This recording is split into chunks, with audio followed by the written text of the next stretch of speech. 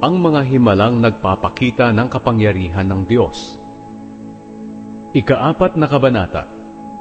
Nagtanong si Moises, "Paano po kung hindi maniwala sa akin ang mga Israelita o makinig sa sasabihin ko? Baka sabihin nila na hindi kayo nagpakita sa akin." Sinabi sa kanya ng Panginoon, "Ano iyang hawak mo?" Sumagot si Moises, "Baston po." Sinabi ng Panginoon, "Ihagis mo sa lupa." Kaya inihagis ni Moises ang baston at naging ahas ito. Natakot si Moises, kaya napatakbo siya. Sinabi sa kanya ng Panginoon, "Hulihin mo ito sa buntot." Kaya hinuli ito ni Moises at muling naging baston. Sinabi ng Panginoon, "Gawin mo ang himalang ito para maniwala sila na ako ang Panginoon, ang Diyos ng mga ninuno nilang sina Abraham, Isaac at Jacob ay nagpakita sa iyo." Sinabi pa ng Panginoon, "Ilagay mo ang kamay mo sa loob ng damit mo." Sinunod ito ni Moises, at nang ilabas niya ang kanyang kamay, namuti ito, dahil tinubuan ng isang malubhang sakit sa balat. Sinabi ng Panginoon, "Muli mong ilagay ang kamay mo sa loob ng iyong damit."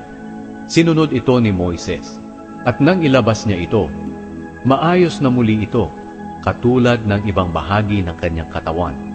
Pagkatapos sinabi ng Panginoon, "Kung hindi sila maniwala sa unang himala, sa ikalaway maniniwala na sila. Pero kung hindi pa rin sila maniwala sa iyo pagkatapos ng dalawang himala, kumuha ka ng tubig sa ilog ng Nilo, at ibuhos mo ito sa tuyong lupa, at magiging dugo ito." Sinabi ni Moises, "Panginoon, hindi po ako magaling magsalita. Mula pa man noon, hirap na ako sa pagsasalita. Kahit na ngayong nakikipag-usap kayo sa akin, pautal-utal ako kapag nagsasalita." Sinabi sa kanya ng Panginoon, "Sino ba ang gumawa ng bibig ng tao?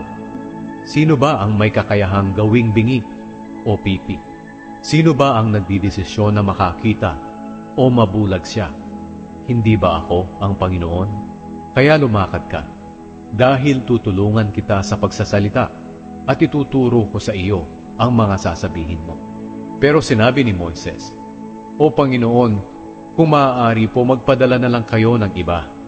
Nagalit ng matindi ang Panginoon kay Moises, kaya sinabi niya, "O sige, si Aaron na lang na kapatid mo, na isang Levita ang siyang magsasalita para sa iyo. Alam kong mahusay siyang magsalita. Papunta na siya rito para makipagkita sa iyo. Matutuwa siyang makita ka. Kausapin mo siya at turuan kung ano ang kanyang sasabihin. Tutulungan ko kayong dalawa sa pagsasalita, at tuturuan ko rin kayo kung ano ang gagawin ninyo. Si Aaron ang magsasalita sa mga tao para sa iyo. Turuan mo siya ng mga sasabihin niya na parang ikaw ang Diyos. Dalhin mo ang baston mo para sa pamamagitan nito ay makagawa ka ng mga himala."